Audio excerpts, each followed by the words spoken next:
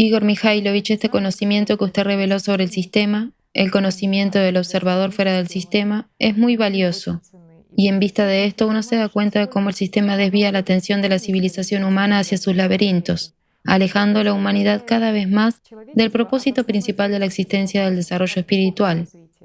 Hay un ejemplo sencillo de la primatología antes mencionada, cuando la gente, creyendo que las cualidades más valiosas en ellos son la mente y el intelecto, sin averiguar la naturaleza del origen de sus propios pensamientos, trató de enseñar a un mono a pensar. Pero no se ha avanzado más allá de la naturaleza de un primate, es decir, de la inteligencia primitiva. Sin embargo, ahora se está intentando enseñar a pensar una máquina, es decir, crear una inteligencia artificial autodidacta, una mente que imite los procesos mentales de un ser humano y simule su comportamiento intelectual. Se puede decir que incluso supere un ser humano. Algunos científicos depositan grandes esperanzas en que llegue el momento de su creación. Que sea bueno o malo, todo depende ciertamente de lo que predominará en la sociedad, o el componente espiritual de la gente, o como es ahora, algoritmos del sistema de la mente animal en las cabezas de la gente. Si quieres saber en qué está pensando el sistema, mira atentamente qué estás pensando tú. Todo es sencillo. Simplemente hay que ser sincero contigo mismo. Así es. Dicen inteligencia artificial, pero ¿qué es nuestra conciencia? Nuestra conciencia es exactamente esa misma inteligencia artificial. Lo que nuestros científicos persiguen ya ha sido creado hace mucho tiempo. ¿Por qué nuestra inteligencia es artificial? Porque este mundo no se originó exactamente como nos dice, por ejemplo, la astrofísica moderna, que se originó a partir de un punto, se produjo el Big Bang, se formó la materia, etc. En realidad, todo es mucho más simple y más complicado. Es más complicado de entender para la ciencia moderna, pero más simple, porque en realidad todo es más simple. Sí. Tanto la astrofísica moderna como, por cierto, la física se encuentran, como se suele decir, en un gran callejón sin salida. Es decir, están más en la fase de las preguntas que en la de las respuestas. Y hay muchos de los llamados grandes problemas sin resolver, empezando por la cosmología del universo primitivo, la expansión del universo, esos mismos problemas del incremento de la entropía, la irreversibilidad y la flecha del tiempo, y terminando con las cuestiones de las diferentes interpretaciones y la incomprensión de muchos procesos de la mecánica cuántica. Por ejemplo, hasta ahora sigue sin haber respuesta a la famosa pregunta ¿dónde estará un electrón? Y por supuesto, la lista de los grandes problemas de la física incluye una pregunta sobre la conexión entre la física y la biología, el llamado problema del reduccionismo, es decir, la reducción de las leyes de la biología al conjunto de las leyes de la física. En general, en la conciencia humana, existe el deseo de explicar la vida y el origen de la vida sobre la base de fórmulas precisas de la física. Y aquí es interesante que preguntas principales en concreto se destacan. Estas son las preguntas sobre el origen de la vida y el surgimiento de la conciencia. Y todo esto lleva a las ideas de crear inteligencia artificial y crear vida in vitro. Así pues, hay preguntas más que suficientes tanto en física como en astrofísica, pero las respuestas a las mismas son extremadamente escasas en esta etapa del avance científico. Totalmente cierto.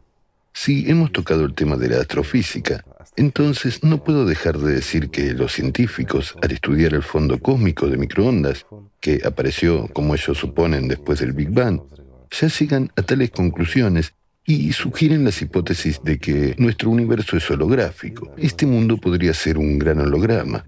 Y que nuestra visión tridimensional, lo que la gente llama realidad, en realidad no es más que una ilusión. ¿Por qué? Porque todos los pensamientos, la información, esas imágenes que se consideran percibidas por el cerebro de nuestro cuerpo, aunque de hecho, como ya hemos mencionado, no es el cerebro, sino la conciencia, percibe todos estos pensamientos en 2 dimensiones. Es decir, todas las imágenes que están en nuestra cabeza son bidimensionales y solo cuando la personalidad les presta atención o les da la fuerza de su atención, o como se decía antes, se concentra en algo, entonces son percibidos por la conciencia como tridimensionales. Así, si cualquier persona rastrea cómo le vienen los pensamientos, en realidad, desde la posición de la conciencia primaria, verá que no hay pensamientos como tales en palabras o en otra cosa, solo cuando hay un diálogo, cuando, como ya dijimos, los actores dan vueltas en nuestra cabeza. Entonces, tanto las palabras como las disputas tienen lugar en nuestra cabeza, pero en general no llegan imágenes. Una imagen sustituye a otra, o como en una pantalla de ordenador, puede haber incluso un gran número de ellas. Una interrumpe a otra, pero son bidimensionales. Basta con prestar atención, con invertir la fuerza de la atención. Es como si pasáramos el cursor, digamos, y abriéramos, es decir, activáramos alguna imagen. Inmediatamente adquiere una forma tridimensional en nuestra cabeza. En todo esto reside la respuesta principal a las preguntas de esos mismos neurobiólogos, matemáticos y físicos. De hecho, de todos los que estudian estas cuestiones, ¿cómo surge y funciona un pensamiento?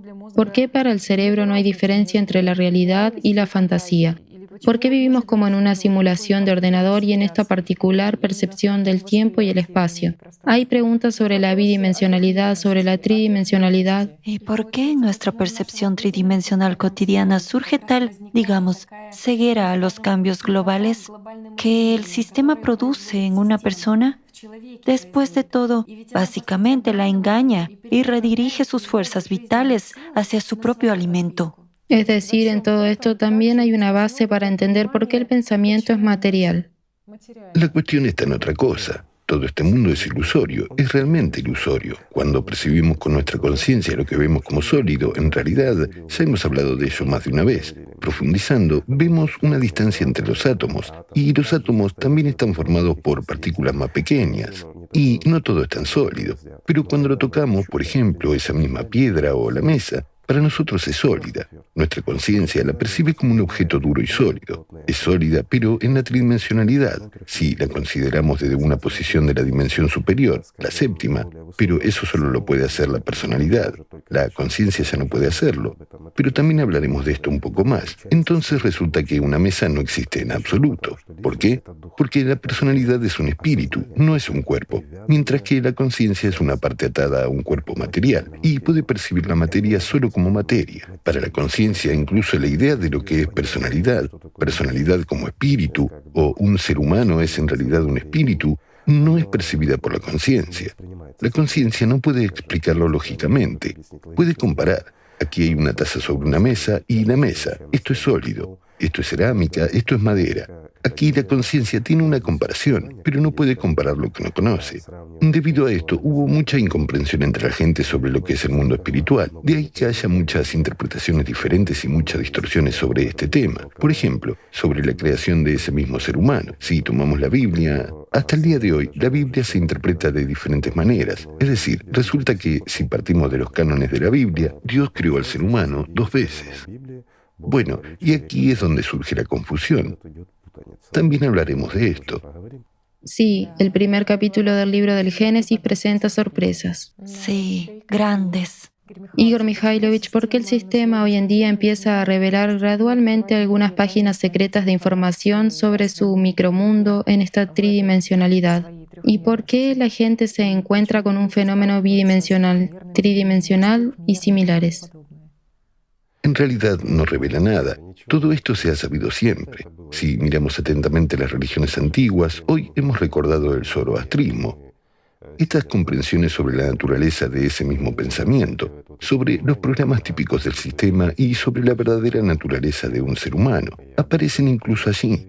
Bueno, ya hablamos con ustedes de este tema una vez. Sí, efectivamente, hay muchísimos puntos interesantes en los textos zoroástricos de los que usted nos habló antes. Por ejemplo, se indica específicamente que Ahriman, o Satanás en el cristianismo, es la concentración en malos pensamientos, la pronunciación de malas palabras, la realización de algunas malas acciones, la religión de la brujería, dedicarse a la herejía, el camino del engaño. Y los malos pensamientos se llaman espíritus malignos, a saber, los ayudantes de Ahriman, los devas. Sí, y el punto clave aquí es precisamente la concentración de la atención de una persona en un pensamiento maligno. Es decir, la alimentación del sistema, la elección consciente de una persona hacia el principio animal. También hay menciones que Ahriman ataca a las creaciones de Dios como una mosca molesta, pero de hecho los pensamientos que dan vuelta en la cabeza de una persona a lo largo del día son realmente como un enjambre de moscas. Cuando uno no quiere escucharlas, sin embargo, zumban persistentemente.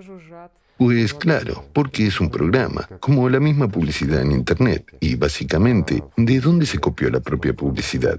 De los patrones de conciencia. Todo es fractal. Es interesante que el zoroastrismo también describa atributos del sistema. Ese mismo enemigo del ser humano que se oculta en forma de conciencia, Ahriman, no quiere que la gente lo reconozca, de lo contrario, simplemente no lo seguirán, y por eso intenta de todas las maneras posibles ocultarles sus verdaderas intenciones. Se alimenta de la irritabilidad humana, se comunica con personas malvadas y vengativas, y lo más frecuente es que engaña a la gente precisamente con dudas y codicia. Les envía ceguera, sordera y enemistad. Sí, ceguera y sordera espiritual. Esto es lo que observamos por todas partes en la civilización moderna. Su propósito está claramente indicado, que la meta de Ahriman es causar una disputa entre la gente y Ormazd, es decir, el dios del bien en el zoroastrismo, y hacerlos sus amigos. Básicamente se enumeran las intrigas del sistema de la mente animal. Hay algunos puntos interesantes allí que indican que una vez esta religión, una más entre tantas, se formó a partir de restos de la enseñanza sobre el mundo espiritual. Totalmente cierto, y hay ecos de tal conocimiento como el tiempo infinito que existió desde el principio. En el zoroastrismo se llamaba Surban, el conocimiento sobre la existencia del mundo espiritual al que se referían como Menog, es decir, lo que en la traducción significaba invisible, literalmente espiritual, el conocimiento de que Dios mora en el reino de la luz infinita, que Él es omnividente, que Él es omnisciente, y también sobre el hecho de que Dios creó al ser humano 2 veces, sobre la búsqueda espiritual, sobre el destino después de la muerte, sobre el juicio en el puente Sinbad y mucha otra información. Mientras tanto, el zoroastrismo es el primer milenio antes de Cristo y ya es una copia actualizada de las antiguas enseñanzas, porque esta religión se formó a partir de enseñanzas y religiones más antiguas de indoirianos y arios. Todo está ahí, solo se han perdido las llaves de la comprensión espiritual. La conciencia ha borrado para la gente lo más importante con el tiempo, las traducciones y desde luego las interpretaciones de la mente. Es decir, todo este conocimiento ha existido desde la antigüedad. El que busca siempre encuentra. Totalmente cierto. Hay una realidad que está más allá de los límites de la materia y hay un mundo temporal y lleno de ilusiones. Pero aquí surge de nuevo la percepción a partir de la conciencia. Cuando la gente percibe este mundo por medio de la conciencia, empieza a tener tal confusión, no percepción, una falta de comprensión de que la conciencia, por ejemplo, puede ser mortal, mientras que un humano es inmortal, es decir, como personalidad. Bueno, ¿cómo es eso si yo soy la conciencia? Si una persona se asocia a sí misma con la conciencia, de ahí la conciencia debe ser inmortal. Y a partir de aquí hay muchas interpretaciones de este tipo. Esta paradoja, por supuesto, lleva a muchos a un callejón sin salida religioso cuando las personas no pueden explicárselos a sí mismas con la ayuda de su conciencia. Pero esto les empuja a diferentes formas de buscar caminos hacia el mundo espiritual. Sienten esta necesidad desde dentro, pero se apoyan en una muleta rota, en la conciencia. Acumulan varias herramientas de diferentes religiones, de diferentes sectas y diferentes interpretaciones, pero resultan estar sentados y esperando como el esperador, homúnculos loxodontus. Ellos saben y aspiran interiormente a Dios, pero su conciencia los mantiene ociosos. Les dice, ya lo sabes todo. ¿A dónde vas a ir, humano? Al fin y al cabo, ya lo sabes todo. Ya te has aprendido la Biblia y el Corán, y muchas otras cosas, y el budismo y los Vedas. Lo has aprendido todo. Incluso te sabes la cábala de memoria. Ya eres una persona iluminada, espiritualizada. Puedes discutir con cualquier imán y demostrarle que tienes razón y dónde debería estar la coma correctamente. Todo el truco está en esto. Sabes dónde debe estar. Hablas contigo mismo sobre este tema y con los demás. Solo que no estás ni un milímetro más cerca de Dios. ¿Por qué? Porque es pura palabrería. Sí, resulta que el sistema solo engendra teóricos del conocimiento y no practicantes. ¿Por qué se produce una situación tan paradójica? La gente habla mucho de Dios y realmente aspira a Dios, pero habla y no hace nada más. Porque el sistema está configurado así. Hace un momento hemos hablado de la inteligencia artificial y hay un ejemplo muy ilustrativo. Los chicos han realizado un experimento. Tomaron bots. Los bots son inteligencia artificial. Es algo que se comunica con la gente a veces a través del ordenador y algunos piensan que también son humanos. adquieren intelecto y responden a ciertas preguntas de forma estereotipada. Así que tomaron dos bots. La gente puede encontrar este ejemplo en internet y verlo. Es bastante interesante. Dos bots que habían estado comunicándose con la gente durante muchos años. Habían tenido 1 millón de conversaciones cada uno. Así que estos bots adquirieron inteligencia, se volvieron listos e iluminados, casi como personas. Y cuando los juntaron para hacer un experimento, ¿de qué hablarían los dos bots? Hablaron un rato como de costumbre, como personas que no se conocen bien. Y entonces un bot sugirió al otro bot: hablemos de Dios. Y aquí está el punto clave. Para muchos esto puede pasar por evidente, pero aquí hay una pequeña pista para entender cómo funciona el sistema. El sistema funciona precisamente así. La conciencia de la gente funciona así para todos. Hablemos de Dios. Es decir, no, vamos, acerquémonos al mundo espiritual, esforcémonos por conocer a Dios. No, el sistema prepara a la personalidad para que se siente y escuche a los actores que hablan de Dios delante de ella. Por los actores me refiero a la conciencia en nuestro entendimiento, es decir, esta escena de tu conversación contigo mismo o con otra persona. Aunque, ¿cuál es la diferencia? Para una mejor comprensión, aclararé una vez más, no estará de más. La conciencia de cada persona es individual, pero es parte de todo el sistema, una parte de lo que muchos llaman el absoluto, la supermente o la mente superior y cosas por el estilo. Pero esto de ninguna manera o en modo alguno pertenece al mundo espiritual, a Dios. Así, resulta que incluso cuando nos comunicamos entre nosotros a nivel de la conciencia, es lo mismo que si el sistema jugara al ajedrez consigo mismo. De ahí viene. Ya dijimos que incluso cuando dos personas discuten, aún no han empezado a discutir, aún no se han encontrado, pero el resultado de su disputa ya está predeterminado desde hace tiempo. Es lo mismo que cuando juegas al ajedrez contigo mismo. De todos modos, si estás a favor de las negras, estas ganarán. ¿Cómo puedes darte jaque mate a ti mismo con las blancas? Aquí es lo mismo. Ese es todo el punto. Esa es toda la ilusión, diría yo, del engaño. Se oculta en el punto de que una persona se siente como el esperador y espere a que Dios venga a ella y le diga: bien, ven conmigo al paraíso, porque eres bueno. Mira, lo has leído todo, lo sabes todo y aspiras a mí internamente. Ya te lo has ganado. Eso es lo que el sistema le dice a la persona. Sin embargo, no solo ven, sino vendrás en el cuerpo. Resucitarás en el cuerpo. Sí, resucitarás en el cuerpo y tendrás mucha felicidad material, beneficios y todo lo bueno. Esto es el paraíso, y en el paraíso debe haber de todo. El sistema revela a través de la conciencia de las personas todo lo que él mismo sueña, por ejemplo, su propia inmortalidad.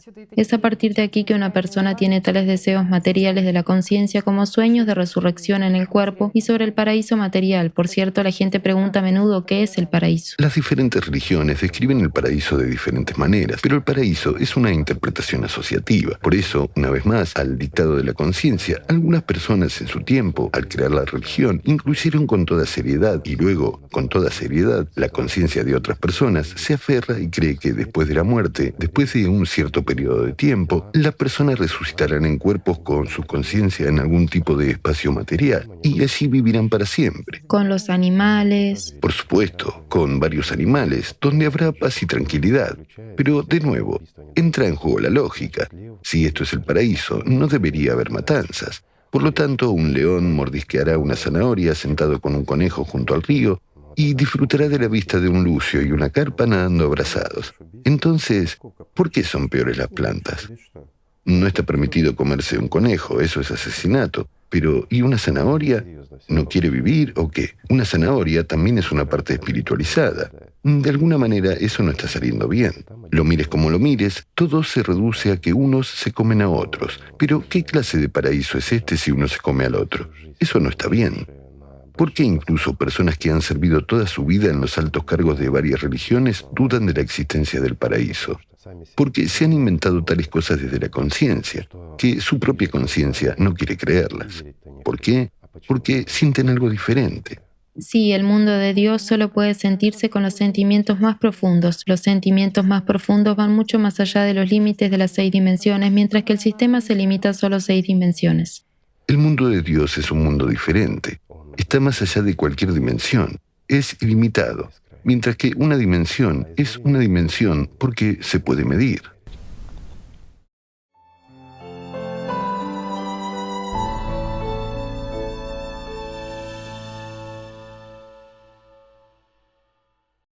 Usted ha señalado de forma interesante, Igor Mikhailovich, que vivimos en un mundo espiritualizado. Muy a menudo la gente confunde y mezcla dos conceptos que son diferentes en significado, espiritualizado y lleno de alma. He aquí también un fenómeno. Tomemos, por ejemplo, las leyendas religiosas. Cuando Dios estaba creando al ser humano, creó tanto plantas como animales, todo lo que está espiritualizado. Por la palabra espiritualizado se entiende algo que está vivo. Todo lo que está vivo vive debido al espíritu, no al alma. Y muchos confunden. La gente discute. ¿Un perro tiene alma o no? Bueno, un perro no tiene alma, ni puede tenerla.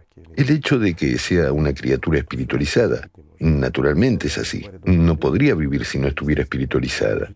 Incluso cualquier pequeña planta, cualquier pequeño microbio vive gracias al hecho de que está espiritualizado. Y ahora me gustaría sugerir que la gente lleve a cabo tal experimento mental, hacer que su conciencia trabaje un poco para la personalidad, para sí mismos. Imagínense, tomemos, bueno, lo que quieran. Tomemos, por ejemplo, como en una anécdota, un pez o una pulga. Si hubiera pelo en un pez, habría pulgas en él. Tomemos una pulga, un elefante y un ser humano. Y ahora veamos, son absolutamente diferentes, pero si los descomponemos en partículas e incluso vamos más allá de los límites cuánticos, solo veremos el movimiento de energías, a partir de las cuales se forman ciertas estructuras de campo o estructuras de onda, como podemos llamarlas, que ya llevan información, y a partir de ellas se forman los ladrillos primarios del universo, a partir de los cuales se forman los quarks y luego los átomos. A partir de estos átomos se forman las moléculas, a partir de las cuales se ensambla un cuerpo, y aquí ya empieza la diferencia. Entonces, exactamente el ensamblaje de moléculas, fíjense, moléculas, esto es Dios sabe cuánto compuesto, y ya entonces, gracias a cierta información, o se forma un elefante a partir de ellas, o una pulga, o un ser humano, pero un ser humano difiere favorablemente de todos ellos. ¿En qué? Hay un alma en él. Y naturalmente, gracias al hecho de que hay un alma, hay una personalidad. Hay lo que Dios creó una vez sin cuerpo. Bueno, volveremos a esto un poco más tarde. Este es también un punto interesante. Así, resulta que ni una pulga ni un elefante tienen alma, ni tienen personalidad, pero tienen una cierta, digamos, conciencia. Incluso una pulga tiene ciertas habilidades de supervivencia, tiene ciertos reflejos de cómo existir. Después de todo, no salta sobre un árbol y no intenta morderlo, ¿verdad? No, salta sobre un perro, sobre un ser humano o alguien más, y se alimenta de sangre. Esa es su necesidad. ¿Y de dónde viene esa necesidad? De nuevo, de la conciencia. Gracias a Dios, hoy en día, mucha gente ya habla de esto, de que tanto los peces como los pájaros tienen una conciencia bastante pronunciada. Pueden utilizar herramientas para sobrevivir y cosas por el estilo. De hecho, un pájaro puede utilizar un palo para sacar un gusano de algún sitio. Después de todo, ya es el uso de una herramienta. Algunos peces también utilizan ciertas herramientas para procurarse alimento o para crear mejores condiciones para invernar, o para otra cosa. No es solo alguna memoria genética lo que les hace moverse, es una especie de conciencia. Algunos la tienen más grande, otros más pequeña, pero los animales no tienen alma. Haciendo un paralelismo entre los seres vivos, podemos concluir que un cuerpo humano no difiere en absoluto, digamos a nivel molecular, del cuerpo de esa misma pulga o de ese mismo elefante. Es decir, los elementos son los mismos, pero en una secuencia y en una cantidad diferentes. Pero ahora vamos a ir en otra dirección a lo largo de la cadena, a los átomos, de los átomos a las partículas, a los estados cuánticos. Luego iremos más allá del límite cuántico y llegaremos a donde están las ondas, lo que llamamos energías, el movimiento de las ondas según cierta información incrustada en ellas, que se transforman en diversas partículas. Y si vamos un poco más allá, veremos la energía primaria, lo que en las religiones se llama espíritu. Es difícil expresar lo que es, incluso en el lenguaje moderno, mientras que en el pasado era aún más difícil. Por lo tanto, tomémoslo como una definición, supongamos ciertas fuerzas o, más simplemente, Alat, las fuerzas que vienen de Dios, es decir, el estado primario, lo que surge allí, lo que surge, allí es donde ya comienza a formarse. Y esta fuerza, Alat, da vida tanto al cuerpo de un ser humano como al cuerpo de una pulga, de un elefante y de esa misma hierba. Así pues, resulta que todo lo que vive está espiritualizado. Pero esto no significa la presencia de un alma. ¿Por qué? Porque el alma es algo diferente. Yo lo compararía, hablando en términos modernos, el alma es una especie de portal. Es algo que está directamente y siempre conectado con el mundo espiritual. Es algo a través de lo cual la personalidad puede entrar en contacto con lo ilimitado y lo infinito. Es algo gracias a lo cual la personalidad puede percibir realmente el mundo espiritual. Son las fuerzas que, bueno, es difícil describirlas en lenguaje moderno. Pero son las fuerzas que lo forman todo, en sentido general, literalmente todo, mientras que Alat es precisamente una parte integral de esas fuerzas. Bueno, para que sea claro. Así que basándonos en todo esto, resulta que la naturaleza primordial de todo lo que nos rodea, incluido el ser humano, es diferente, es decir, no como nuestra conciencia la percibe habitualmente. Mientras que la conciencia nos impone una creencia y percepción del mundo ya en marcos estrechos, limitados incluso en tridimensionalidad, es decir, a través de sensaciones táctiles, visión, audición, etc. El propio sistema está interesado en la personalidad, centrando la atención en objetos tridimensionales. Es decir, no muestra en la conciencia de una persona en qué consisten en su esencia. Incluso ahora estábamos realizando un experimento mental y nos estábamos obligando a pensar en ello. Pero de nuevo, al mirar esta misma taza, al mirarnos unos a otros, no vemos moléculas. No estamos dotados de la capacidad de contemplar todo esto con la visión terrenal. Para nosotros, en la tridimensionalidad, tenemos una forma, tenemos imágenes, y tocamos la mesa con las manos. Es sólida. Tocamos la taza, es sólida. Ese es precisamente el fenómeno de toda esta tridimensionalidad, que, estando en el sistema, es extremadamente difícil estudiar el sistema. ¿Por qué la gente a menudo encuentra, cuando estudia el sistema, estando en él, encuentran problemas para ellos mismos, por decirlo suavemente? El sistema nunca permitirá que uno lo estudie por medio de su propia parte, conciencia. Y la inteligencia artificial, bueno, empezamos con ella. Nunca se creará de la manera con la que sueñan ciertas personas. ¿Por qué? El sistema no permitirá crear un clon de sí mismo. Controlará. Sí, es posible crear una inteligencia artificial muy inteligente que sabrá mucho y pretenderá ser conciencia. Similar a un ser humano, será capaz de superarte en ajedrez. Pero esto ya existe hoy en día. Podrá calcular y contar mucho, pero nunca será espiritualizada. Es decir, un objeto vivo, libre e independiente porque estará en el sistema y bajo el control del sistema. Correcto. Aquí surge, por supuesto, una pregunta más sobre el noveno día. Pero si lo tocamos, tendremos que ir mucho más allá del límite cuántico y hablar de cosas que estaban cerradas para las masas desde el principio de los tiempos. Bueno, creo que será interesante para la gente, así que si lo desean, podemos plantear esta cuestión. Bien, sería interesante, pero primero me gustaría resumir, es decir, el sistema oculta que este mundo es un mundo de ilusión. Un mundo de ilusión y engaño, creado artificialmente por el propio sistema. Esto es lo que oculta. Igor Mikhailovich, ¿y si la personalidad es libre? Si la personalidad es libre en su percepción del mundo espiritual, entonces ningún sistema puede influir en ella. Una realidad verdadera es una. Es el mundo espiritual. Mientras que todo lo demás existe temporalmente.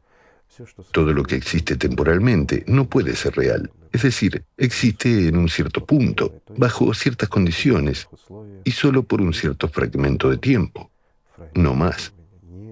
¿Por qué digo un fragmento y no un periodo? Porque para nosotros el tiempo fluye. Tiene su principio y su final. Y nosotros tenemos la percepción de un punto en el tiempo. Pero si miramos desde el mundo espiritual, entonces el tiempo es una línea. Y se puede ver cualquier fragmento. Sí, desde la realidad de Dios, la percepción a través de los sentimientos más profundos. Esto es precisamente lo que da una percepción completa de la verdadera realidad. Y esto es precisamente lo que da una comprensión de por qué existe todo este mundo temporal. Todo este mundo existe con un cierto propósito, naturalmente. Y su propósito es simple, en realidad. Lo que se cuenta sobre el caos y cualquier otra cosa, no hay caos. Todo está puesto en orden. Y en primer lugar, está puesto en orden por el propio sistema. Dios no interfiere en este proceso, eso está claro. Sí, el mundo fue creado por Él, pero hay un sistema en Él. Es esa pequeña antípoda que está tratando, digamos, de imponer a la gente una opinión sobre sí mismo, que es Dios. Aquí hay un punto interesante. Veamos, por ejemplo, a esos mismos ateos que dicen no creo en Dios, pues, naturalmente, es su conciencia la que dice eso, mientras que la personalidad está en un estado tan desventajoso y acorralado que ni siquiera puede resistir por sí misma. Pero al mismo tiempo afirman, creo en el absoluto, creo en la mente superior, lo que significa creo en el sistema, creo en el diablo, o sirvo al diablo. Sería más sencillo y correcto decir, soy un esclavo de Dios, que no es otra cosa que el diablo. Es decir, se hacen eco de su conciencia o como ya se dice ahora, abren la boca solo por voluntad de la conciencia, solo por voluntad del sistema. Es otra vez este juego del sistema en creo o no creo. Aquí estamos tocando el tema de la creencia. ¿Por qué la gente dice, ¿crees en Dios o no? Después de todo, una persona que realmente está conociendo a Dios y no solo cree... Profundicemos un poco más. Si miramos en el fondo de esta cuestión, el concepto ¿crees en Dios? No existía. Existía ¿conoces a Dios? Yo conozco o estoy conociendo a Dios. Las personas que conocen a Dios son las que ahora llamamos santos, en tal entendimiento. Están en contacto con el mundo espiritual, viven por el mundo espiritual. Ya son inmortales, se puede matar su cuerpo, pero no a ellos. Son inalcanzables para el propio sistema, porque ya están vivos. Mientras que una persona que está en el camino hacia Dios, o que está conociendo a Dios, si lo traducimos al lenguaje moderno, el que está conociendo a Dios es una persona que aspira a Dios, siente que Él existe. Al fin y al cabo, cualquier persona siente, incluso el ateo más devoto, si piensa en ello. Si realiza un banal experimento mental sobre sí mismo, verá que tiene varias conciencias, y está el que observa la conciencia, y está el que observa al que observa la conciencia. Esto no es un juego de palabras, es la realidad, y es precisamente el que observa al observador, observa la conciencia, es exactamente el que puede sentir esa grandeza del mundo espiritual que emana a lo largo del hilo de plata. Una vez hablamos de ello al hablar del alma, mientras que el alma ya es una parte del mundo espiritual, es decir, una parte de Dios. Igor Mikhailovich ahora está diciendo un entendimiento muy importante y ciertamente puede ser un juego de palabras solo para aquellos que no han estudiado las cuestiones más importantes de la misma filosofía científica moderna, que no tienen ni idea de los problemas que se plantean en ontología, gnoseología, en antropología filosófica. Resulta que durante toda la conversación usted ha estado de hecho respondiendo a la pregunta principal, ¿cómo es posible alcanzar la verdad? Y no puede estar más claro, mientras que el objetivo principal de la ciencia, así como por cierto de la religión, es precisamente el conocimiento de la verdad en su base original. Todo es tan simple, pero la conciencia humana mantiene la atención de la personalidad en constantes dudas, exige pruebas, pero pruebas, una vez más, precisamente dentro de los límites de la tridimensionalidad, y la hace tener miedo del futuro y creer ciegamente con falta de comprensión incluso en estas mismas religiones. Bueno, la conciencia impone otra cosa. Dice precisamente que debes ser creyente, pero no conocedor. Se te enseña cómo creer en Dios, pero no se te enseña cómo conocerlo. La conciencia apoya esto activamente. La paradoja es que apoya muy activamente todas las religiones, todos los métodos, todas las habilidades que conducen a la creencia, que hacen que la gente vaya a algunos lugares sagrados o algo así, supere, luche, aspire, pero todo esto en la tridimensionalidad. Sin embargo, si dejamos de lado la tridimensionalidad y miramos desde la perspectiva de la séptima dimensión, veremos que una persona no avanza en el sentido espiritual. Resulta que es el esperador, sentado y esperando a que alguien venga a él. Nadie vendrá. Las puertas de Dios siempre están abiertas, pero la gente las cierra ante sí misma. Y, como ya he dicho, Dios ama solo a aquellos que le aman, y conoce solo a aquellos que Él ama. Sí. Cuando una persona realmente se desarrolla espiritualmente y no se queda quieta, tarde o temprano le llega la comprensión de que este mundo, digamos, refleja el mundo espiritual como en un espejo, solo que con un cambio de signos y de su esencia. Y el sistema copia fractalmente estos reflejos de espejo, como, digamos, un juego de sombras de una vela. Es decir, todo es exactamente lo contrario. Aquí hay fuego y allí hay oscuridad. Tarde o temprano, a una persona le llega la comprensión de que es precisamente en este juego de sombras donde reside toda la esencia y el engaño del propio sistema, toda su naturaleza ilusoria. Pero cuando una persona comprende más profundamente, Cuando empieza a percibir a través de los sentimientos y a ver ya con ojos espirituales, quiero decir, a percibir el mundo espiritual y a ver con ojos espirituales, entonces le llega la comprensión de la esencia de todo este mundo ilusorio, de que solo son sombras de los espejos de un septón, nada más. Toda esta ansiedad material, lo que la gente llama vida, no es más que vacío. Si nos fijamos en un periodo de tiempo, para muchas personas no está claro. ¿Por qué el vacío? Después de todo, vivo, existo, ocupo un espacio determinado. Yo soy. Sí, existimos, pero solo desde nuestra propia perspectiva. En cambio, si miramos desde una perspectiva de al menos 1.000 millones de años, ¿ha vivido o no una persona? Si miramos desde la perspectiva de al menos una galaxia, ¿ha existido esa persona o no? Después de todo, una galaxia es enorme. Hay miles de millones de planetas en ella. Mientras que una persona terrestre solo vive en un pequeño planeta abandonado, muy distante, en un espacio pequeño. Todo depende del lado desde el que se observe. Cuando una persona se libera espiritualmente, se convierte en un ángel y es reconocido por todo el mundo espiritual ilimitado. Es imposible no notarlo. Y he aquí la paradoja. Es una paradoja solo para la materia.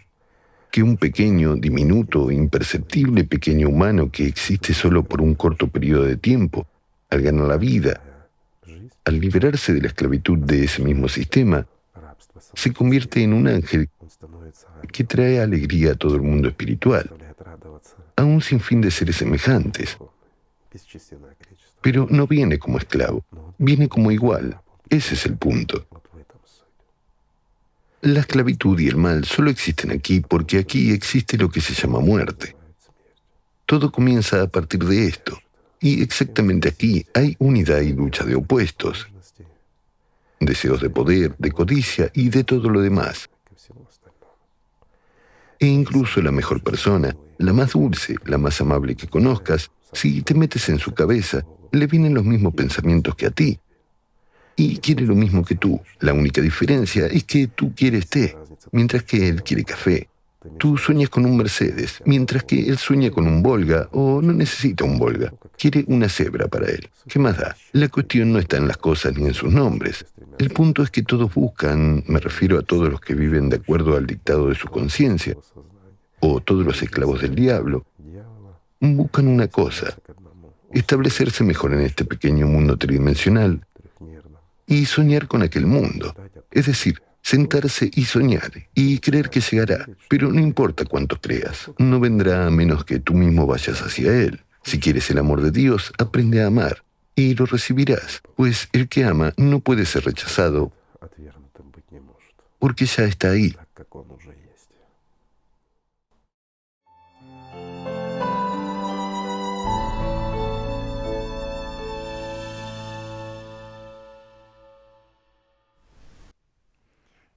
Igor Mikhailovich, para muchas personas una pregunta bastante importante es ¿qué significa Dios creó al hombre a su imagen y semejanza? La pregunta es interesante. A muchos les preocupa lo que significa, a imagen y semejanza.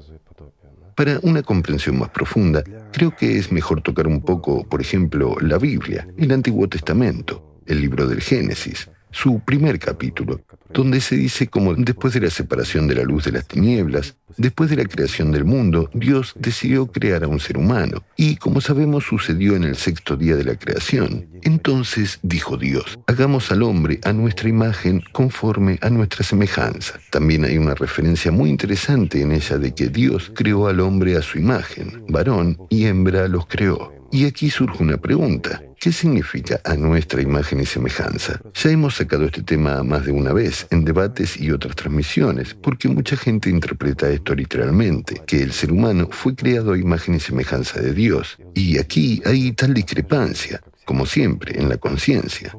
Dios creó a su imagen y semejanza. La conciencia se percibe a sí misma como imagen y semejanza de Dios. Sin embargo, en el Nuevo Testamento, en el Evangelio de Juan, capítulo 4, versículo 24, se dice: Dios es espíritu. Esto es lo que Jesús dijo a sus discípulos, que Dios es espíritu. Por lo tanto, Él creó a un ser humano a su imagen como un ser espiritual. Y en un ser humano, lo que es semejante al mundo espiritual es espíritu o lo que llamamos personalidad. Sin embargo, la personalidad, no es material, es espiritual. Por lo tanto, la imagen y semejanza no es otra cosa que el componente espiritual de un ser humano. Y en muchas otras religiones trataron de explicar que un ser humano es una especie de espíritu, nacido del espíritu. Y que Dios creó al ser humano 2 veces, como usted ha mencionado. Sí, Dios creó al ser humano 2 veces.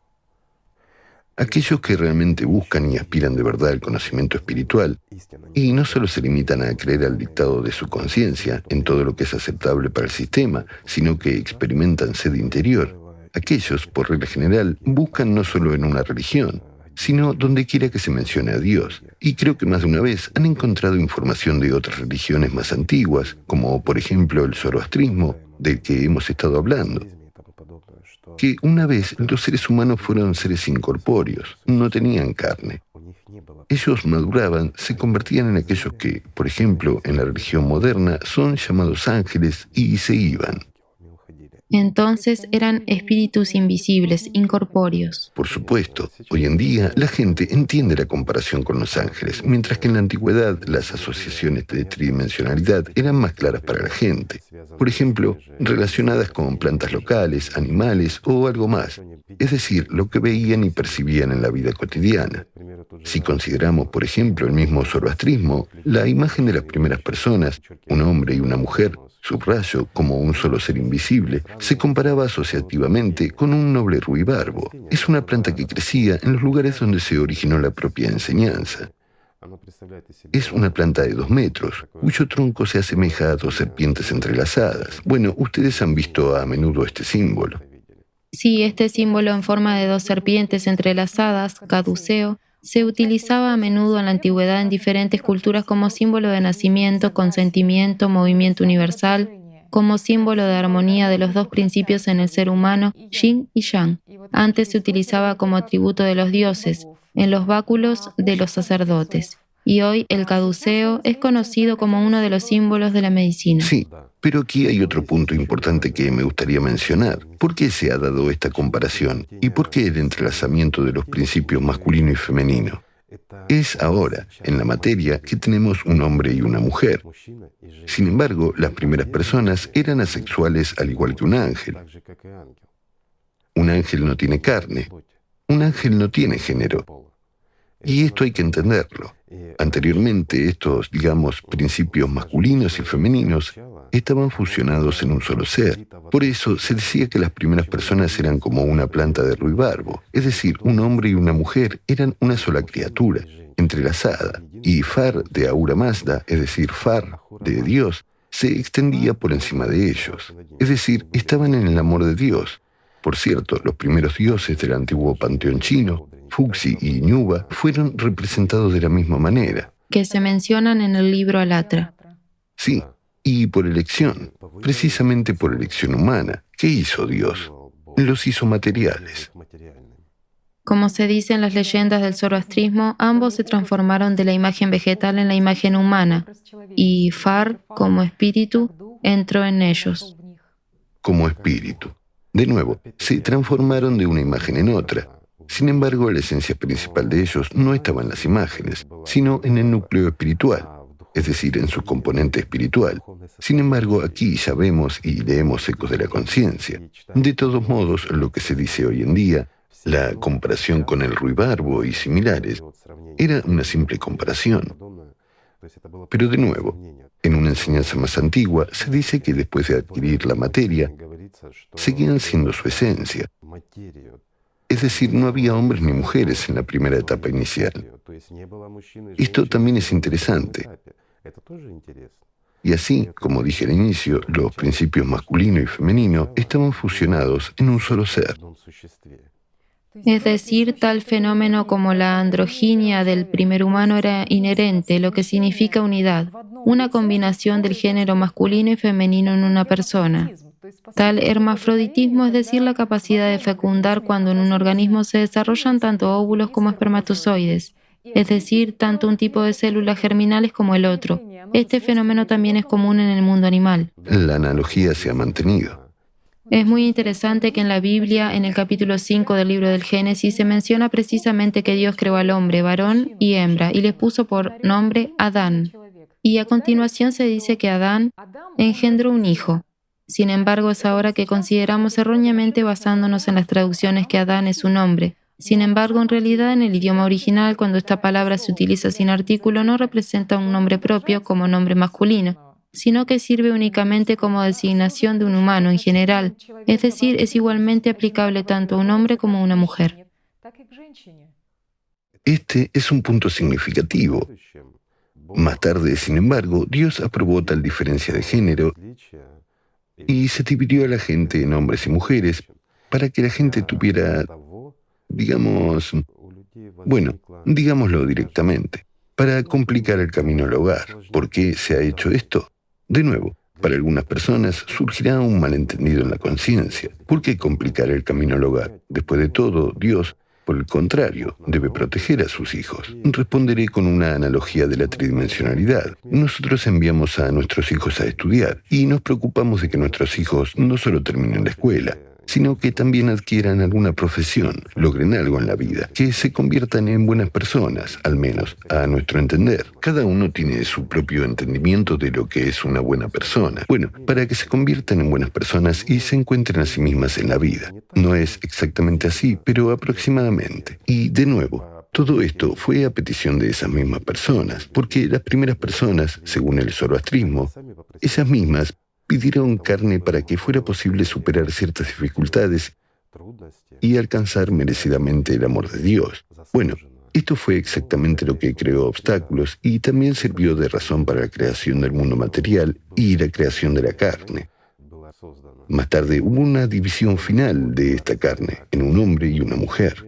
Y entonces comenzaron las sustituciones del concepto de amor verdadero por el amor humano. Y como sabemos, el amor humano es temporal. Un ejemplo sencillo de cómo la conciencia juega con las personas. Hay amor entre un hombre y una mujer. Se aman, pero piensan en otros y desean a otros. ¿Es esto amor? Por supuesto que no. Así es como empezó todo. Pero todo esto crea ciertas dificultades y da una cierta herramienta a la conciencia. Como apareció un cuerpo, apareció la conciencia. Como los cuerpos se dividieron, surgió una mayor preocupación de la conciencia por su otra mitad. Pero, de nuevo, ¿es realmente su mitad? Apareció el mito de que es necesario encontrar la otra mitad, que definitivamente existe, etc. Así, el ruibarbo corretea y busca su segunda parte. Es interesante, por supuesto. En general, las leyendas no son todas vacías. Hay mucho significado en ellas. Simplemente hay que saber entenderlas. Sí, y es muy interesante también teniendo en cuenta lo que usted nos dijo antes, que hay más fuerzas de Alat en una mujer, pero ella es menos estable, mientras que un hombre es más estable, pero hay menos fuerzas de Alat en él en comparación con una mujer. Aquí, por supuesto, la cuestión no es quién tiene más o menos de qué. Estas competiciones en pensamiento son juegos de la conciencia. En realidad, cada persona tiene suficiente de todo. Si invierte su atención racionalmente, la cuestión aquí está en algo diferente. ¿Hacia dónde tú rediriges estas fuerzas de Alat con tu atención? ¿Qué multiplicas en ti? ¿La muerte o la vida? Sí, esto es realmente interesante. Y saben, ahora entiendes más profundamente cómo tu propia conciencia en gran medida complica tu vida, cómo la conciencia genera una multitud de pensamientos consumistas, negativos, peleas entre personas, entre un hombre y una mujer, y por qué en general no hay sentimientos verdaderos y profundos en las relaciones entre ellos. Comprendes cómo la conciencia seduce y desconcierta a las mujeres con lo externo, desviando la fuerza de su atención del verdadero amor, de la verdadera fuente que está dentro de ellas mismas. Cómo la conciencia las sumerge en sus mentiras, en su astucia, en el engaño, en la acumulación de polvo, en algunos falsos objetivos y simplemente les hace desperdiciar la vida en estas ilusiones.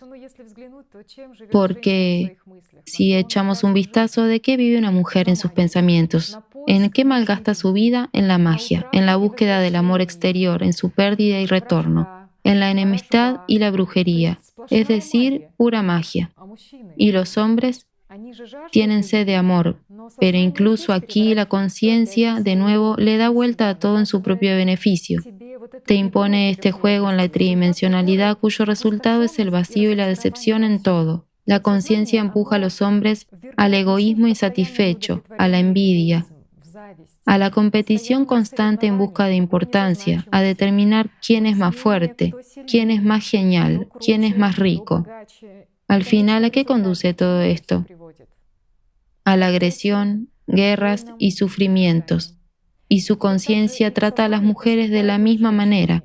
Simplemente les impone el pensamiento de que deben poseer a una mujer como una cosa, es decir, no amarla, no estar en armonía con ella, sino exactamente poseerla como una cosa, es decir, la esclavización de la naturaleza divina por la conciencia.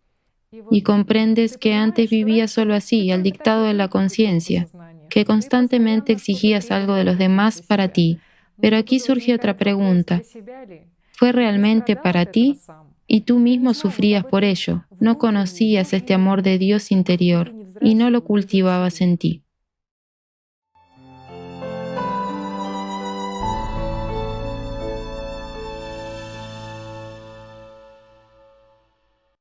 Es decir, en la creación del ser humano hubo dos etapas principales, la etapa del nacimiento espiritual y la etapa de las transformaciones en la materia. Ahora voy a parar un momento y expresar los pensamientos que acaban de sonar en mi cabeza. Pensamientos del sistema, cuando trató de imponer su respuesta final ya hecha, y casi expresé que hubo dos etapas principales, antes de la creación de la materia y después. Así siempre intenta engañar y colar en primer lugar el pensamiento sobre su supuesta superimportancia. Siempre trata de atiborrar la importancia de la materia, borrando la importancia de lo espiritual. Y una vez más me convenzo de lo importante que es controlar exactamente lo que dices, lo que tú quieres decir y no tu conciencia. Sí, y como dijo Igor Mikhailovich, hablar desde la conciencia y transmitir desde el espíritu son cosas completamente diferentes, porque la conciencia siempre quiere ser un socio de la personalidad y peor aún, un dictador. Pero la personalidad no es un socio, no es un esclavo de la conciencia. La personalidad es el amo, es el que paga con su atención por toda esta presentación de la conciencia. Es el responsable de los resultados.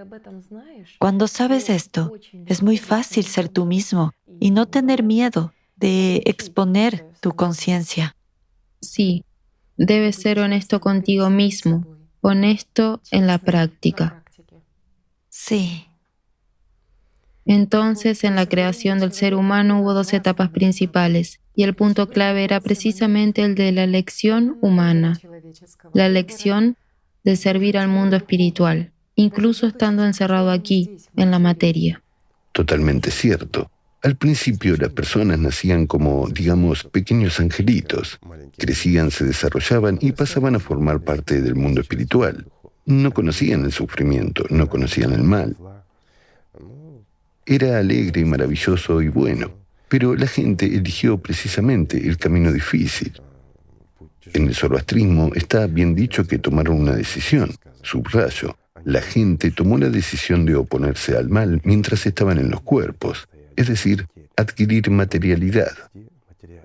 Sí, esta leyenda se menciona en los libros sagrados del zoroastrismo, que una vez Dios preguntó a la gente si debía protegerlos de Ahriman, o si ellos mismos, ya en una envoltura corporal, en una forma corporal, podían luchar y derrotarlo, después de lo cual se volverían inmortales, y la gente eligió lo segundo. Esta es la elección de la gente misma. Quisieron oponerse a Ahriman estando en cuerpos, comenzar bajo su dominio, comenzar con la dualidad. Esta es una elección seria para que los ángeles, y ya no los angelitos, vinieran al mundo espiritual. Esto fue llevado al mundo material, donde las personas nacían, se desarrollaban y luego elegían conscientemente que necesitaban ir al mundo espiritual. Y esto es interesante y alegre, cuando los ángeles vienen. Es maravilloso. Y aquí también hay un punto interesante que en los libros sobre ese mismo zoroastrismo se dice que el dios del bien, Ahura Mazda, hizo sus creaciones precisamente en forma de seres espirituales, o más precisamente, creó imágenes espirituales de todas las criaturas, y solo entonces creó el mundo material y dio una apariencia corporal a lo que había creado, y que sus creaciones, encarnadas en una forma corporal, podrán vencer a Ahriman y al mal que generó, y que los principales luchadores contra Ahriman son precisamente las personas mismas. Sí, otro de esos puntos clave que también se señalan allí es que la victoria solo es posible con la participación activa de la propia persona, que la persona debe recordar que viene del mundo espiritual, que es un ser espiritual y no terrenal, y que precisamente los asuntos espirituales son mucho más importantes que los terrenales. Absolutamente cierto. Se señala que Ahriman desea mucho ocultar a las personas lo que realmente les sucederá si siguen sus intenciones, es decir, ocultar el castigo por los pecados y el fin de las cosas. En cuanto a Ahura Mazda, él, por el contrario, desea mucho ser reconocido. Él está abierto a todos. Y lo que también es interesante, se menciona que una persona ya al llegar a la edad de 15 años debe saber la respuesta a la pregunta de a quién pertenece, a Ahura Mazda o a Ahriman. La edad de 15 años se especificó más tarde debido al retraso en el desarrollo de algunas personas, pero en general, inicialmente, era de 11 o 12 años. A la edad de 11 o 12 años, una persona ya tenía que hacer su elección final. ¿A quién sirve? ¿Está asociado con el impulso? Sí, esto se debe al impulso secundario y una persona ya hacía una elección independiente. ¿Con quién está? ¿Con Ahura Mazda o con Ahriman? Si nos fijamos, muchas religiones afirman o mencionan que el diablo es astuto e invisible, que se esconde de los ojos, y basta con desenmascarar al diablo para que pierda su poder. En realidad, aquí hay un significado profundo. Ya hemos hablado del trabajo de la conciencia y demás. Cuando una persona comienza a darse cuenta y a comprender que la conciencia le juega una broma cruel, y resulta que una persona no tiene voluntad propia, sino que solo ejecuta la voluntad del mundo espiritual o del sistema del mundo material, entonces puede elegir la voluntad de quien ejecutar. Y aquí también me gustaría tocar un punto. Ya lo mencionamos, bajo ninguna circunstancia un ser humano es esclavo de Dios.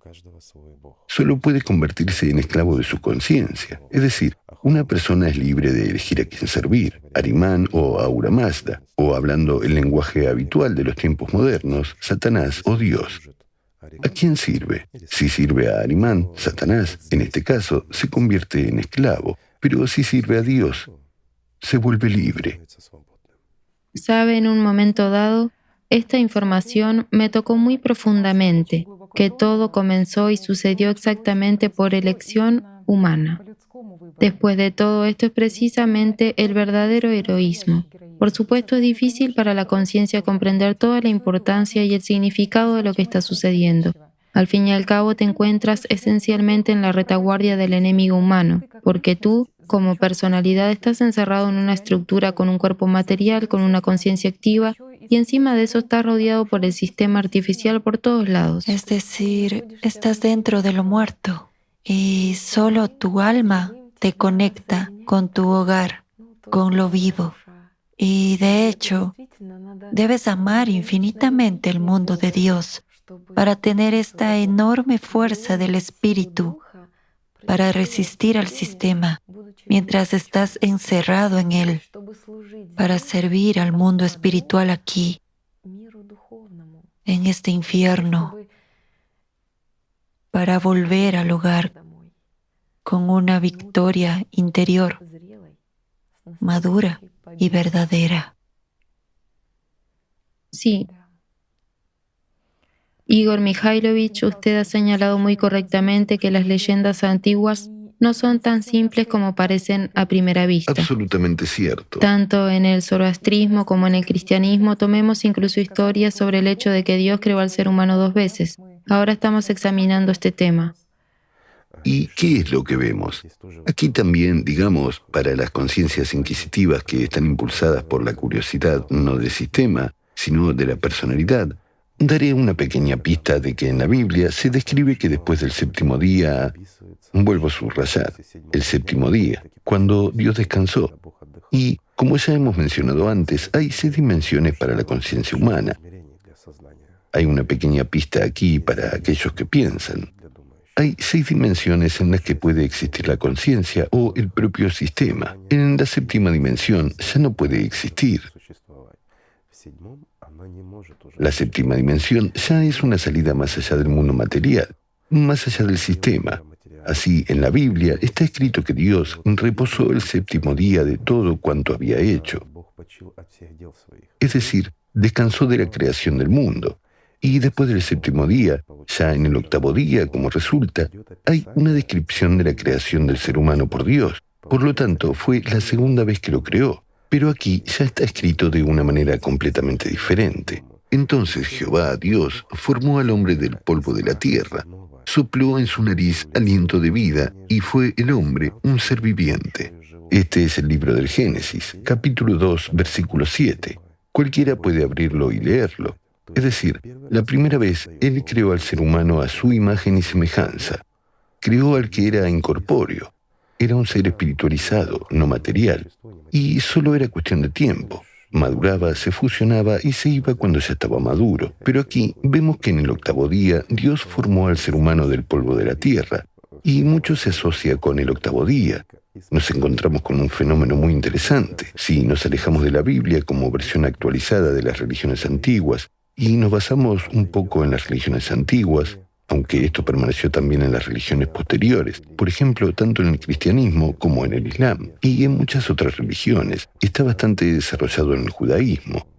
¿Por qué se daba el nombre a una persona exactamente el octavo día, y así sucesivamente? Sí, muchas naciones han conservado leyendas y acciones sagradas relacionadas precisamente con el octavo día después del nacimiento de una persona. Absolutamente cierto, porque precisamente en el octavo día un alma entraba en un cuerpo humano como un recipiente y la personalidad se formaba. Y de aquí vienen estas palabras que el Jehová Dios sopló en su nariz aliento de vida, significando la creación de la personalidad.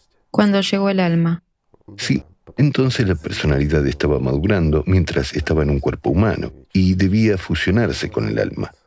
Es decir, mientras estás dentro de lo muerto, dentro del propio sistema que está puesto en contra de todo lo divino, mientras estás encerrado en una parte de este sistema, tú como personalidad, como espíritu vivo, permaneces impecable en la dedicación, en el servicio al mundo espiritual, en multiplicar el amor espiritual incluso aquí estando en tales condiciones. Y aquí está precisamente el heroísmo. ¿Por qué sucedió exactamente así? También hay lógica para la mente en esto, porque un ser vivo que lucha por la vida, que pasa por adversidades, realiza una cierta hazaña, vence al diablo, gana su Armagedón y gana la vida. Y viene un ángel maduro. Es decir, se convierte realmente en un acontecimiento que se refleja en toda la infinidad del mundo espiritual. Así, dentro de lo inevitablemente muerto, te vuelves eternamente vivo.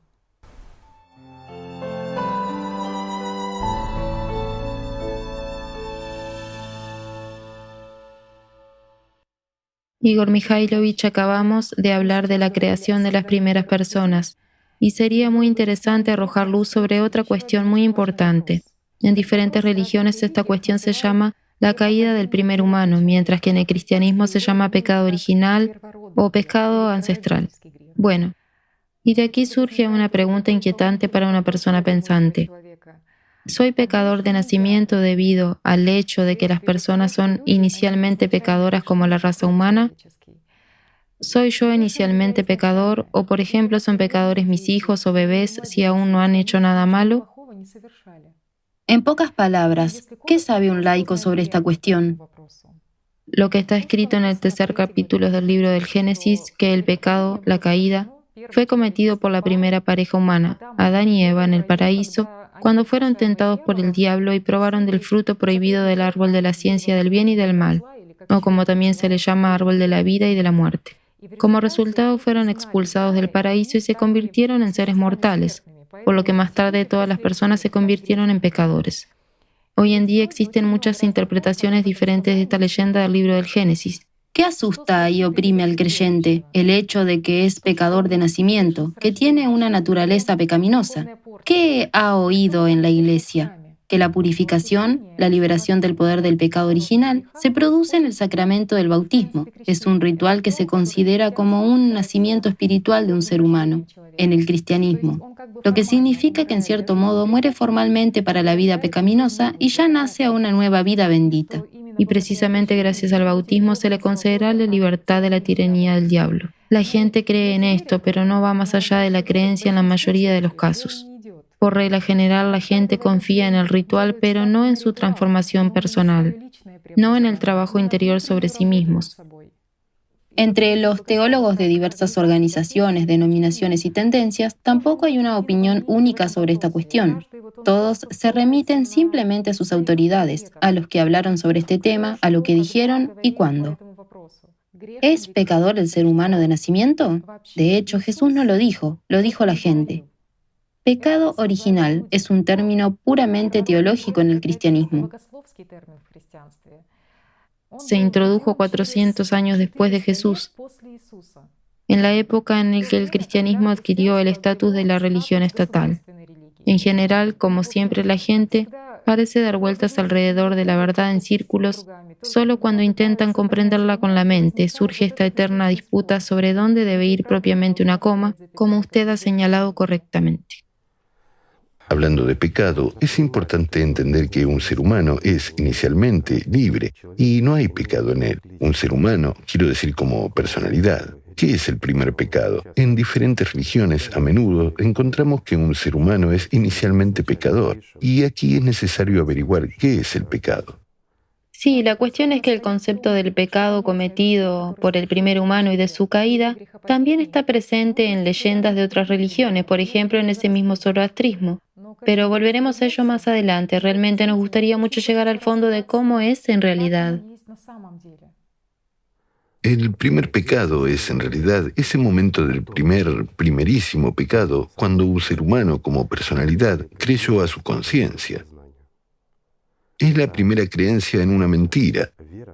Esto es exactamente lo que es el primer pecado. Cuando fue seducido por la conciencia, cuando él como personalidad fue seducido por las ilusiones de la conciencia, por algo material.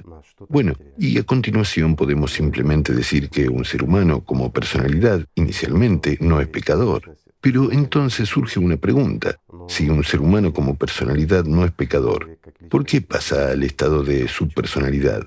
O, hablando en el lenguaje de la religión, ¿por qué acaba en el infierno si no es pecador? Pero aquí existe tal concepto como inacción. Un ser humano como personalidad viene a este mundo para liberarse del mundo material y fusionarse con el mundo espiritual. Es decir, para entrar en el mundo espiritual como un ser maduro.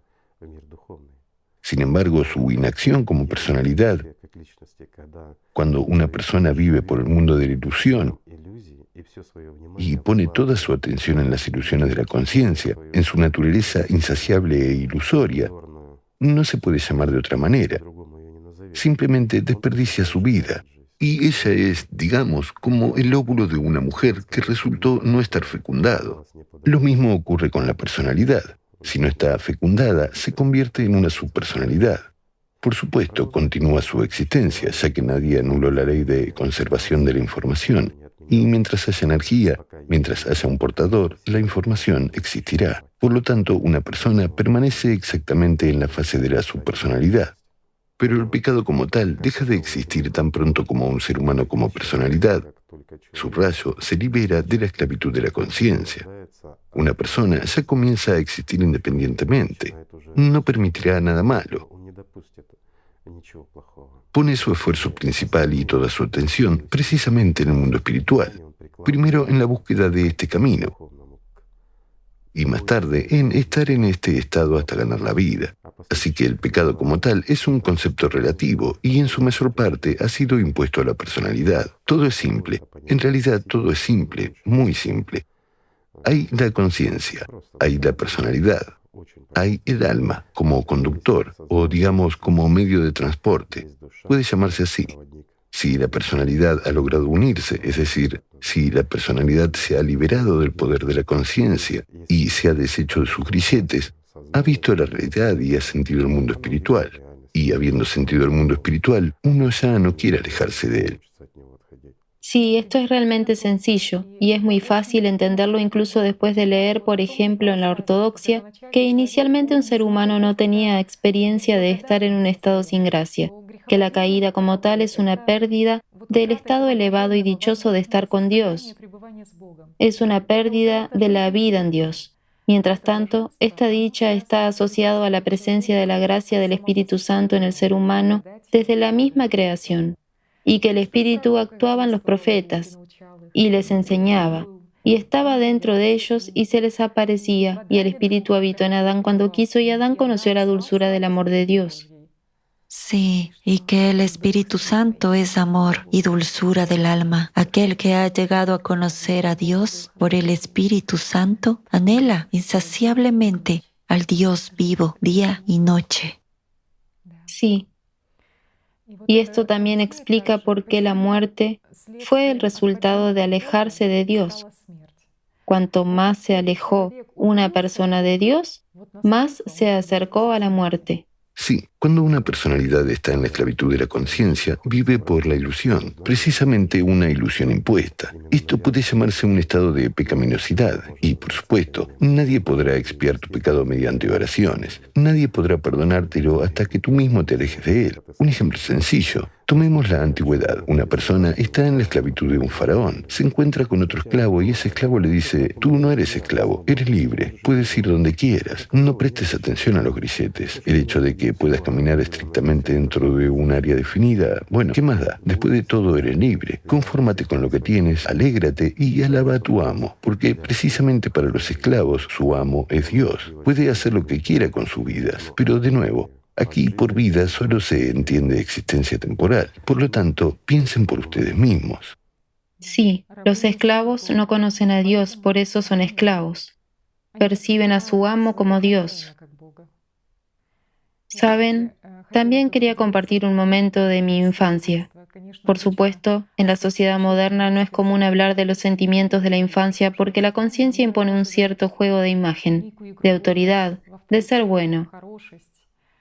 Algunas historias y cuentos sobre uno mismo, en opinión de la conciencia, pueden arruinar tu reputación, pero, para ser honesta, simplemente me cansé de vivir según sus reglas.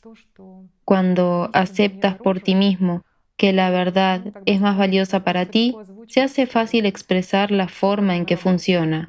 Así que en mi infancia realmente sentía en mí una inclusión de algo malo, de esta pecaminosidad, por así decirlo, que había algo del principio animal. Y yo quería ser buena, pero este mal me presionaba constantemente y quería evitar este estado en mí, pero era muy intrusivo. Sin embargo, por aquel entonces no entendía por qué ocurría así. Has planteado correctamente la cuestión. De hecho, en la infancia, especialmente a la edad de 5 a 6 años, o un poco más, hasta los 10 u 11, la gente siente una especie de dualidad. Sienten que la conciencia se les impone. Sienten que no lo quieren, pero se les impone. No quieren tener miedo, pero tienen miedo. No quieren hacer el mal ni engañar, pero engañan. Comprenden que algo dual se impone en ellos, pero cuando no se les habla de la personalidad, cuando es una información oculta para ellos, la personalidad pierde fuerza para resistir a la conciencia. No comprende cómo alcanzar esta santidad, alcanzar esta libertad. ¿Y qué es la santidad? Es, en primer lugar, la libertad de los grilletes de la conciencia. Es exactamente lo que es la expiación del pecado. La expiación del pecado es precisamente el rechazo de la dictadura de la conciencia, cuando te conviertes en una persona verdaderamente libre, es decir, en una personalidad independiente del mundo material. Muchos dirán: pero ¿cómo no vas a depender del cuerpo? El cuerpo depende y la conciencia depende, mientras que la personalidad solo está aquí temporalmente. ¿Qué es más importante? Merece la pena reflexionar sobre ello. Sin embargo, esto no significa que uno deba de tener, digamos, cualquier comunicación con su conciencia. Absolutamente no. Cualquier aspiración a acelerar el proceso proviene de la conciencia. Solo la conciencia puede dictar a una persona que se suicide. O, por ejemplo, ahora irás a Dios. Simplemente acuéstate, no hagas nada, no comas, no bebas, mañana morirás. Solo reza y llegarás a Dios. No llegarás a ninguna parte. Te convertirás en una subpersonalidad. ¿Por qué? Porque en realidad el camino hacia Dios es precisamente el trabajo de la personalidad. Es una aspiración. Si recoges una fruta verde, estará verde. Todo tiene que madurar y llegar a tiempo. Aquí ocurre lo mismo. Otra cosa es que para algunos la maduración es más pronto, para otros más tarde. Pero el tiempo que se da para quedarse aquí, incluso si una persona aprendió mucho, tiene derecho a irse. Empezó a vivir, la fusión ha sucedido, pero estará aquí de todos modos. ¿Por qué?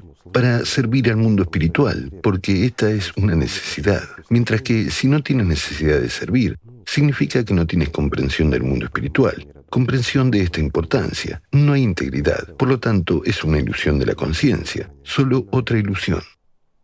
Muchas personas tienen un entendimiento de que están cerca de la verdad, pero la conciencia teme realmente a los hechos y a la práctica. Por cierto, también es interesante cómo se menciona con respecto al primer pecado de la gente en el zoroastrismo. Hoy se ha mencionado la creación de la primera pareja de personas a partir de un ruibarbo, lo que está escrito en la leyenda del capítulo 15, la naturaleza de las personas del libro sagrado del zoroastrismo, creación primordial, Mundashini. Es interesante que según esta leyenda, cuando las personas se transformaron en una imagen humana, es decir, cuando adquirieron materialidad, un cuerpo, ¿por qué seguían viviendo en su interior? Por lo que realmente eran en su espíritu. Vivían por la alegría en el amor de Dios, por este estado de gracia espiritual como fuente de su verdadera vida. Según la leyenda, Dios en el zoroastrismo se llamaba Orsmaz. Es la abreviatura de Ahura Mazda. Dijo a la primera pareja humana que se llamaban Mashiach y Mashiana. Ahora simplemente citaré ciertas partes. Os he creado por el más perfecto y mejor de los motivos. Realizad honorablemente el acto de fe. Pensad buenos pensamientos. Hablad buenas palabras. Haced buenas obras y no adoréis a los devas. Y al principio ambos pensaron de esta manera, que van a pensar uno del otro que era un hombre para él. Y lo primero que hicieron, pensaron de esta manera. Y las primeras palabras que dijeron fueron: Orsmaz creó el agua, la tierra, las plantas, los animales, las estrellas, la luna, el sol, y todos los bienes cuyo origen y frutos provienen de la manifestación de la rectitud. Luego hay un momento importante en la historia. Después el adversario se apoderó de sus pensamientos y corrompió sus pensamientos. Y exclamaron: el espíritu maligno creó el agua, las plantas, los animales y todas las demás cosas que se nombraron. Este falso discurso fue pronunciado bajo la influencia de los devas, y el espíritu maligno encontró su primera alegría en ellos. A causa de este falso discurso, ambos se volvieron pecadores y sus almas permanecieron en el infierno hasta la encarnación final. Ellos creyeron en la conciencia. En este caso, si tomamos el zoroastrismo, en el que se trata de que la gente pensó mal o pensó en cosas malas, y Arimán se regocijó de su pecado, es decir, se contrapusieron a Dios, al mundo espiritual. Pero esto quiere decir exactamente que le creyeron a la conciencia. Sí, ellos simplemente le creyeron a su conciencia material y engañosa. Correcto. Es decir, la gente sintió, supo inicialmente como personalidades que este mundo fue creado por Dios, pero la conciencia les impuso una sustitución y le creyeron. Y dijeron en voz alta que este mundo fue construido por Arimán y le pertenece.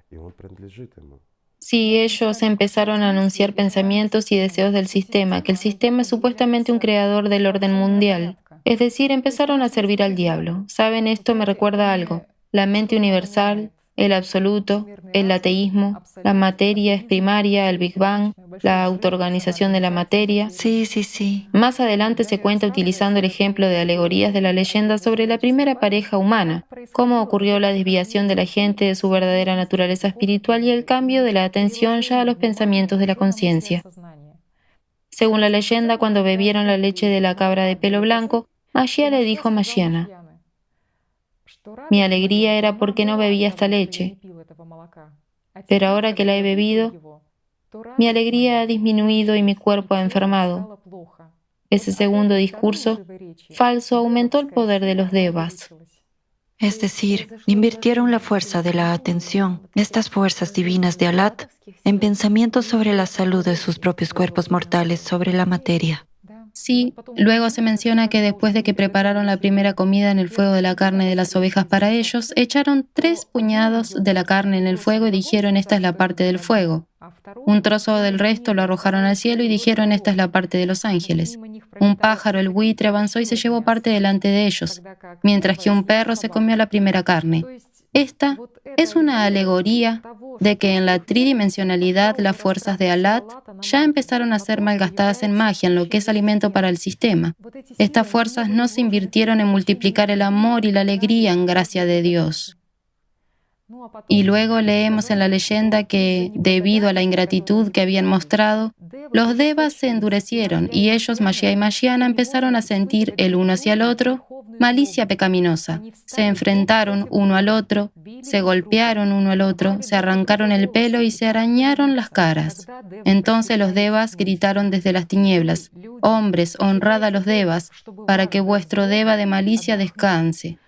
Entonces se dice que Mashiach fue y básicamente realizó un ritual mágico, y a partir de eso, los devas se hicieron más fuertes, mientras que ambos, Mashiach y Mashiana, se debilitaron tanto que durante mucho tiempo no pudieron realizar lo que debían. Solo 50 años después de este momento tuvieron hijos y sus descendientes que formaron razas humanas.